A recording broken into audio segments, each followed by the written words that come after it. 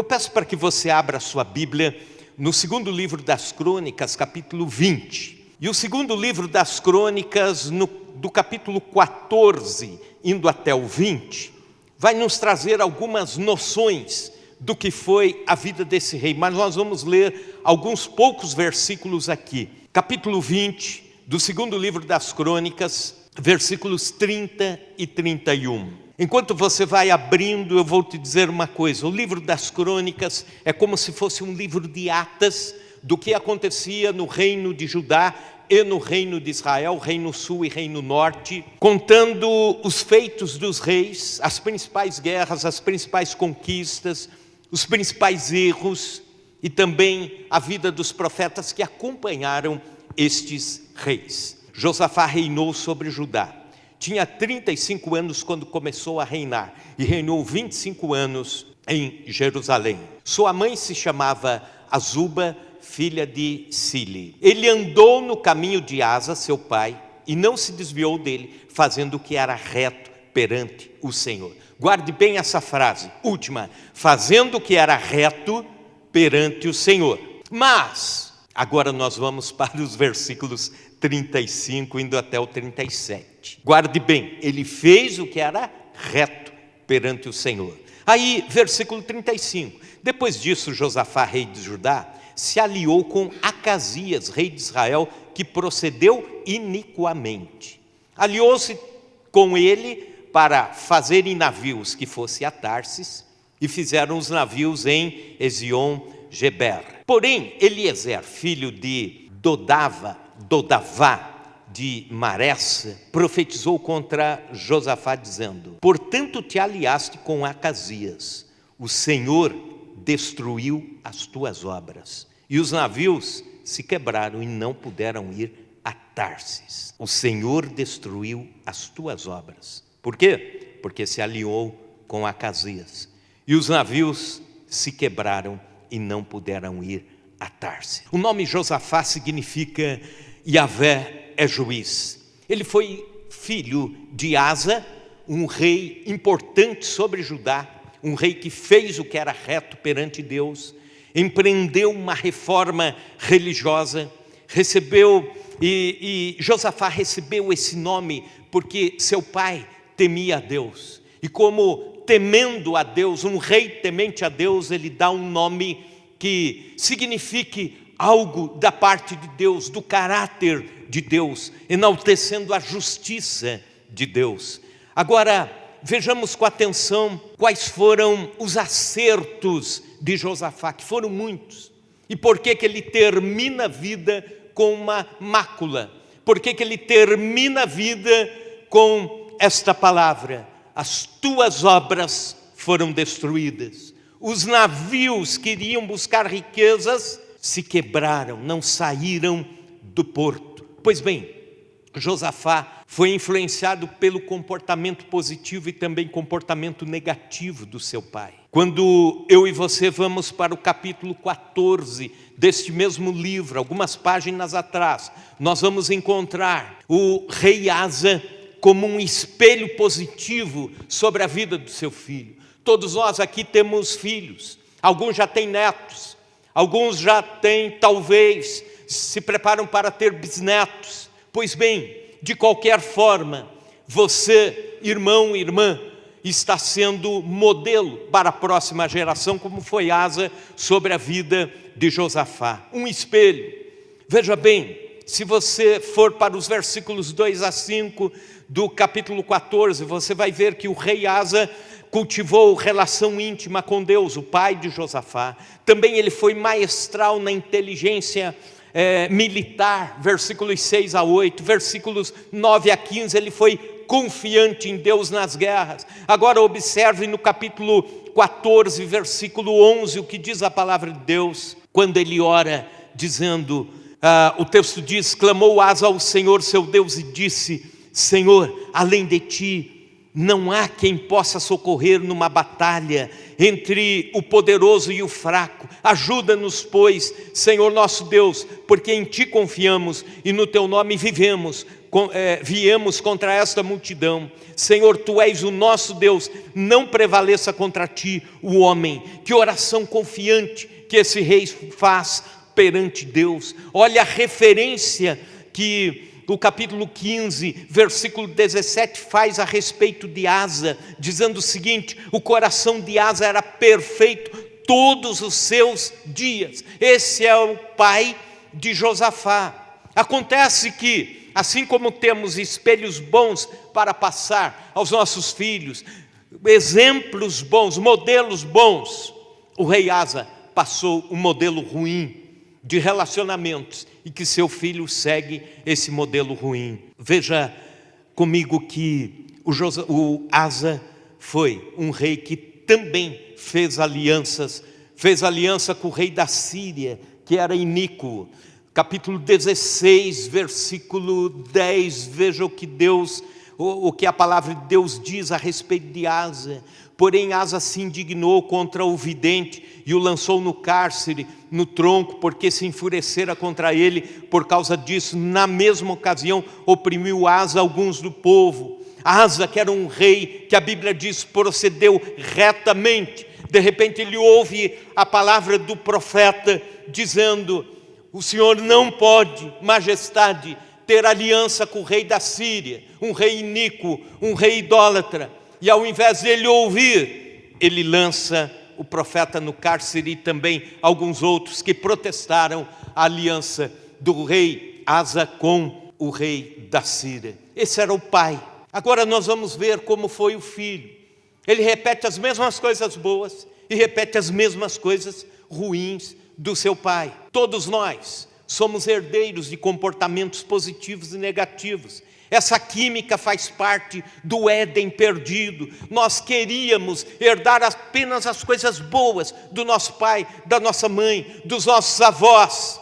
Mas é a nossa natureza caída, adâmica, pecaminosa, que faz o nosso jeito de ser acabar imitando atos, imitando partes do caráter que não deveríamos. E agora falando sobre o filho, Josafá foi íntegro. Abra comigo no capítulo 17, e quando nós vamos para o versículo 1, indo até o 2, ele foi prudente na segurança nacional, investiu no exército, investiu em fortificação das cidades, ele desfrutava da presença e aprovação de Deus, versículos 3 a 5, ele foi elevado, diz a Bíblia, em servir a Deus. No capítulo 17, versículo 6, veja comigo o que diz a Bíblia: tornou-se-lhe ousado o coração em seguir os caminhos do Senhor, e ainda tirou os altos e os postes ídolos de Judá.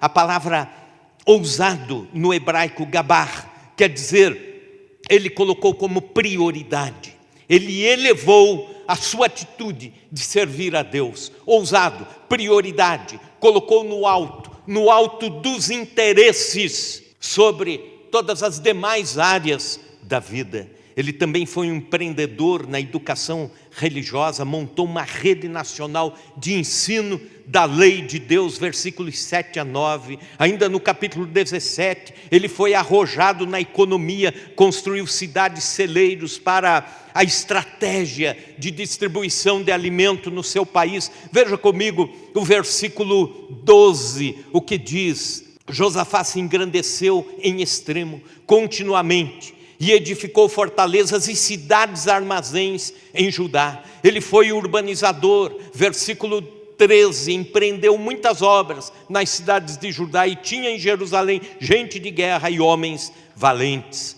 Também ele foi um estrategista militar, versículos 13 a 19, extremamente justo. Ele estabeleceu tribunais de julgamento para todas as causas menores ou maiores do povo de Deus, em todas as cidades. Não deixou que em nenhuma das cidades de Judá não houvesse um juiz treinado por ele mesmo no padrão de justiça de Deus. Quem dera tivéssemos no nosso país esse tipo de justiça, esse tipo de julgamento. E o rei Josafá estabeleceu isso na nação. Era confiante no Senhor. os resultados da integridade de Josafá. Veja capítulo 17, versículo 5, a última parte do versículo, o qual teve riquezas e glória em abundância. Capítulo 18, versículo 1, tinha Josafá riquezas e glória em abundância. Quando esse texto é escrito, entre os judeus naquela época, o ter riqueza e abundância era um sinal absoluto da presença e da aprovação de Deus. Esse padrão muda no Novo Testamento, mas nessa época era este sinal da presença de Deus em todas as áreas, na área financeira. Pois bem, na sua integridade, ele também foi temido pelas nações. Versículo 11, alguns dos filisteus traziam presentes a Josafá e prata como tributo. Também os arábios lhe trouxeram gado miúdo, 7.700 carneiros e 7.700 bodes. Agora, pense comigo, um homem assim poderia viver em paz absoluta até o fim da sua vida, não é mesmo? Você concorda? Concorda com essa afirmação? Ele tinha tudo, a presença de Deus, a aprovação de Deus, sabedoria, ele tinha feitos que o sustentavam na liderança do país. Mas aí ele comete um erro, ele juntou-se com gente perigosa. Capítulo 18, versículos 1 a 3, ele se junta com Acabe e aparentou-se com Acabe. A última frase do versículo 1, a cabo de alguns anos foi ter com Acabe em Samaria. Acabe matou ovelhas e bois em abundância para ele e para o povo que viera com ele, e persuadiu a subir com ele a Ramote-Gileade, isto é, persuadiu o Josafá a se juntar a ele numa guerra desnecessária. Versículo 3, Acabe, rei de Judá, perguntou a Josafá, rei de Judá: irás tu comigo a Ramote-Gileade? Respondeu-lhe Josafá, olha que resposta comprometedora: serei como tu és, o meu povo como teu povo, iremos contigo a peleja. Aqui ele faz uma aliança, muito mais do que uma amizade, uma aliança com um rei idólatra, perverso e destruidor. Josafá era rei sobre Judá, fiel a Deus, temente a Deus. Acabe era um rei idólatra e comandado pela rainha sagaz, também idólatra, a Jezabel. Josafá, se você pensar em Josafá, o que Josafá viu em Acabe para fazer aliança com ele? Na verdade, nada.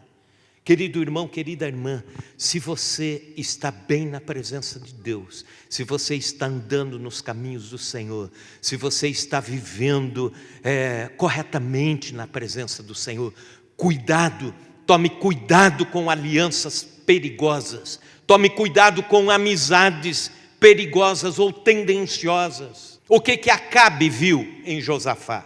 Ah, sim, ele viu cifras e ambições.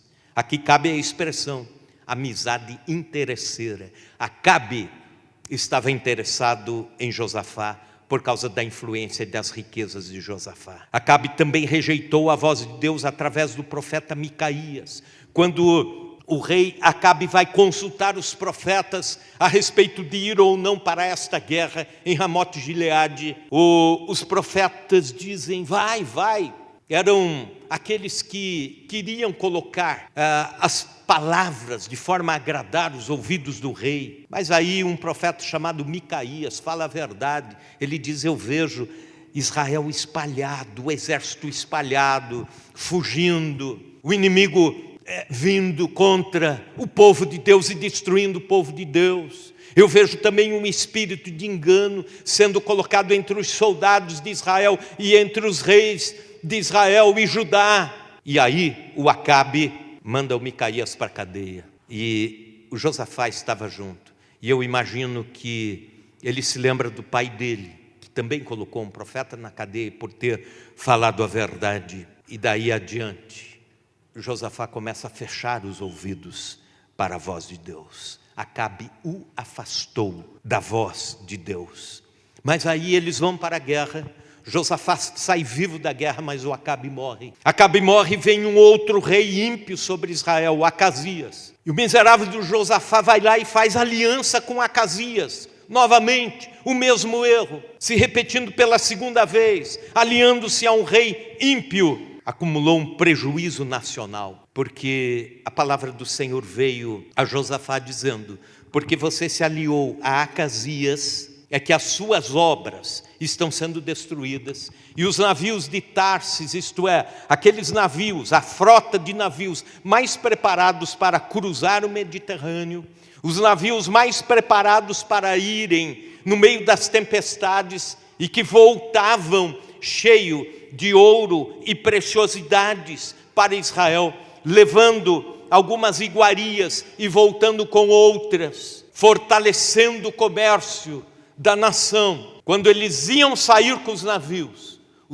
se quebram, provavelmente uma tempestade logo na saída, e a Bíblia diz que é Deus quem fez isso. Os navios de Tarsis naufragaram. Eu quero te chamar a atenção, com base nessa narrativa, para que você responda a você mesmo algumas perguntas. Primeira delas: as alianças, influências e amizades que você tem, você as tem para influenciar ou ser influenciado? Você se associa a alguém para falar do Evangelho de Cristo e transformar aquele coração? Ou você ser contaminado? Essa é uma pergunta importante que fazemos com respeito às amizades que temos. Há uma frase de um palestrante famoso chamado Jim Rohn, e a frase é a seguinte: você é a média das 5 pessoas com as quais você convive. Com quem você tem convivido e o que você tem absorvido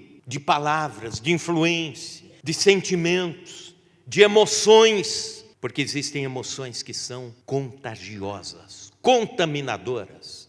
A Bíblia diz que a amargura é uma delas. Se você se junta com pessoa amarga, você vai ficar amargo. É a Bíblia que diz em Hebreus: não haja entre vós nenhuma raiz de amargura, porque quando brota, muitos são contaminados. Ou então a ira, quando você se junta ao homem iracundo, diz a Bíblia em Provérbios, você acaba sendo contaminado. Então, você está influenciando ou sendo influenciado? Marcel Telles, um dos principais executivos do Brasil, aliás, no mundo inteiro ele foi um dos pioneiros de juntar ou unir grandes empresas, e hoje ele é multimilionário, influente, por causa do sucesso em fusão de empresas. E perguntaram a ele qual o segredo disso. Ele respondeu: eu me junto a pessoas corretas e o resto vem. A gente se junta com quem dá certo e tudo vai dar certo. Então, com quem você tem se juntado? Essa é uma primeira pergunta. A segunda: seus amigos potencializam ou não a sua saúde emocional? Essa é uma pergunta importante. Amigos são o principal indicador do bem-estar, da vida e da saúde de alguém. Ter laços fortes de amizade aumenta, dizem os especialistas, a nossa vida em até 10 anos e nos previne contra doenças cardiovasculares. Quem tem muitos amigos tem a tendência de viver bem e viver bastante. Agora, o contrário disso, a gente chama, talvez você já tenha se deparado com essa expressão, relacionamentos tóxicos. Pois bem, é quando você tem uma amizade que você conversa 20 minutos ou meia hora e quando sai, parece que sai com um peso. Isso dragou a sua energia. Parece que você ficou acordado uma noite inteira depois de meia hora de conversa com alguém. Já viram isso acontecer? Já. Isso acontece. Amizade tóxica. Ou então, aquela ideia da competitividade. Você tem isso, eu também quero ter. Você tem aquilo, eu também quero ter. Ou então a culpa. De repente você conversa com alguém e sai cheio de culpa. Poxa, por que eu não tenho mais sucesso nisso que eu faço? Por que eu estou assim? E sai para baixo. Ou então, a ideia da manipulação. Gente manipulando gente. Conduzindo discretamente pessoas a decisões. Amigos são aqueles que potencializam a saúde, inclusive a saúde emocional e espiritual. Também, outra pergunta: seus amigos potencializam ou arrefecem a sua vida profissional? Aliás, falando sobre profissão, é o que o texto diz aqui. A mão de Deus pesou sobre Josafá não na saúde do Josafá, mas no seu empreendimento. De repente despencou o empreendimento dos navios de Tarsis, que faziam o comércio exterior. Quem tem um amigo no local de trabalho tem a chance de produzir com alegria no seu trabalho pelo menos até 50% a mais o que dizem as pesquisas. Pessoas que têm 3 ou mais amigos no local de trabalho são pessoas que estão felizes no local de trabalho e felizes na empresa ou no local onde trabalham. Mas ao contrário disso, existem pessoas que estão constantemente se aproximando do colega de trabalho para falar mal da empresa, falar mal do gerente, falar mal do diretor da empresa, e aí está semeando aos poucos um descontentamento profissional. Você já imaginou o seguinte, meu irmão, de que a maior parte da vida acordada que nós temos, eu falei lá na empresa aquele dia, né? A maior parte do tempo que nós estamos acordados, nós estamos no local de trabalho. Porque quando estamos em casa, depois a gente dorme. Mas o tempo acordado é no local de trabalho. Se o local de trabalho é um inferno, meu irmão, você não consegue trabalhar, produzir. Então você precisa ter gente que potencialize isso na sua vida. E agora a pergunta de todas a mais crucial: seus amigos, amizades, influências aproximam você de Deus ou te tiram da presença de Deus? As alianças de Josafá puxaram Josafá para mais longe de Deus. Ele termina a vida não como ele começou. Ele termina tendo alguns prejuízos, porque se aliou a Acabe e a Acaz. Alianças perigosas, amizades perigosas. Isso me lembra o que li. Alguém respondeu a um pregador do Evangelho, quando essa pessoa disse, o pregador disse, você não quer receber Cristo como seu Salvador e ir para o céu? Essa pessoa friamente respondeu dizendo, meus amigos, meus melhores amigos, não estão indo para o céu, e alguns deles já morreram, e eu sei que foram para o inferno. E ele responde dizendo, preferiria ir para o inferno, porque lá eu iria encontrar as pessoas que eu mais apreciava. O problema é que no inferno não existe amizade nenhuma, porque não existe amor nem afeto. Lá impera o ódio pela eternidade da eternidade. Alice com pessoas que estão indo para o céu. Aleluia. Você pode dizer um glória a Deus por isso? Alice com pessoas que estão orando, clamando, buscando a Deus, tendo temor de Deus. E não significa que você não possa ter amizades que não servem a Deus, pelo contrário, tenha, mas tenha para influenciar, pregar o Evangelho, orar por pessoas que não conhecem a Cristo, e dizer para os seus amigos, eu estou orando por você, eu estou orando pela sua conversão, eu estou orando para que Deus faça uma obra na sua vida. Eu tinha 17 anos de idade, quando tive um amigo que já estava nos 24 ou 25 anos de idade, que recém tinha saído do seminário e sido ordenado ao pastorado, o José Carlos Lessac, carinhosamente chamado de pastor Lessac, um jovem ainda. E ele muito me influenciou ao ministério. E a gente saía junto e ele estava sempre falando da sua forma com que ele estava empolgado em servir a Deus, em amar a Deus, as pregações, o ensino doutrinário e tudo mais. E tem alguns fatos interessantes. Ele quase não enxergava, era tremendamente míope. E numa ocasião nós estávamos nas ruas de Curitiba, assim, passando pelo comércio, e tinha uma loja de confecções para gestante. E ele olhou assim e entrou. E eu estava conversando com ele, naturalmente eu entrei, e ele ficou olhando a loja, e depois ele saiu, ficou olhando a placa, e eu perguntei, Carlos, por que você entrou aqui? Ele falou, você acredita que eu li errado? Eu li assim, congregação protestante, era confecção para gestante. Mas essa amizade, a gente ia junto para as vigílias de oração, e eu via ele sendo usado por Deus, e eu dizia, eu quero ser como ele. Hoje eu tive a oportunidade de escrever para ele. Eu falei, eu vou citar você na pregação. Amizades que te levam para o ministério, amizades que te levam para mais perto de Cristo, amizades que te levam a amar mais a Deus. A parte boa da biografia de Josafá, as partes elogiosas, quando o texto diz, ele andou no caminho de Asa, seu pai, não se desviou dele, fazendo o que era reto perante o Senhor. A parte boa, quando Josafá estava bem, de bem com Deus e com a vida. Mas aí vem a mancha, por causa de amizades mal administradas. Porém Eliezer, filho de Dodavá, de Maressa, profetizou contra Josafá, dizendo, portanto te aliaste com Acasias, o Senhor destruiu as tuas obras. Os navios de Tarsis se quebraram e não puderam ir a Tarsis. Como a história dos seus relacionamentos está sendo construída? Como estão as suas associações hoje? Com quem? Quais são as suas amizades hoje? Quem mais influencia você hoje? Quem mais influencia a sua fé hoje? Quem mais influencia áreas da sua vida? Deus nos chama a pensar isso e orarmos por isso.